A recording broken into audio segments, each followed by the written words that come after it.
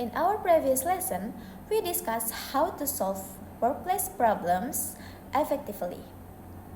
Now, we are focusing on a crucial skill that can truly accelerate your career growth and sharing your insight in front of your team.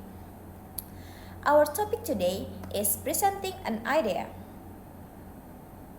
Having a great idea is wonderful, but to make an impact, you must know how to present them clearly.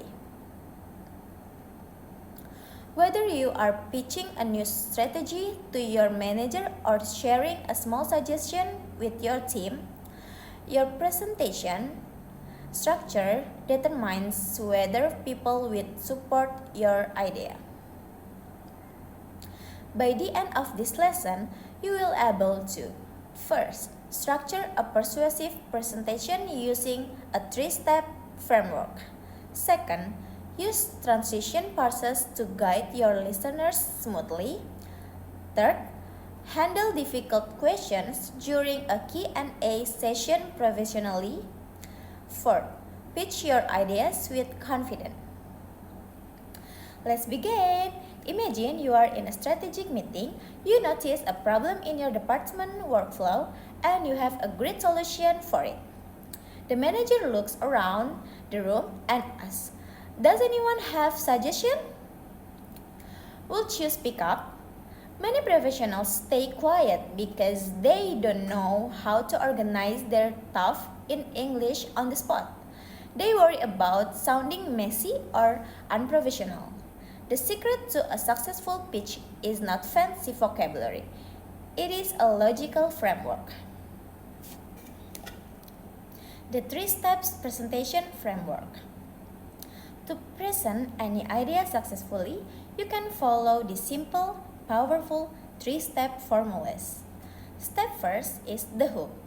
State the problem. Do not start by saying, "Today I want to talk about my idea." What is unengaging? Instead, start with a specific problem or a data point to grab their attention.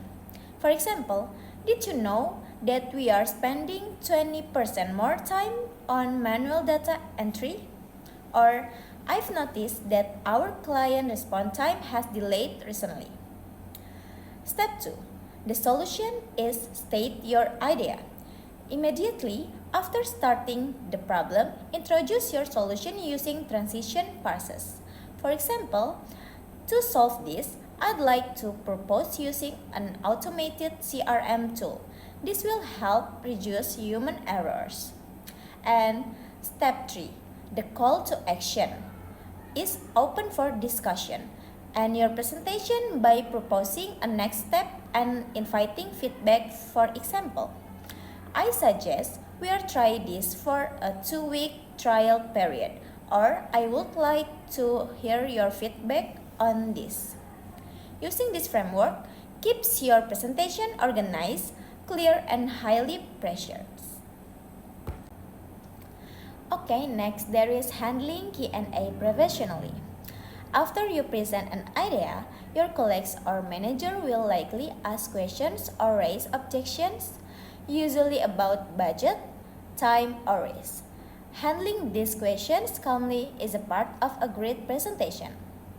When faced with a difficult questions, always acknowledge their point first before explain your perspective.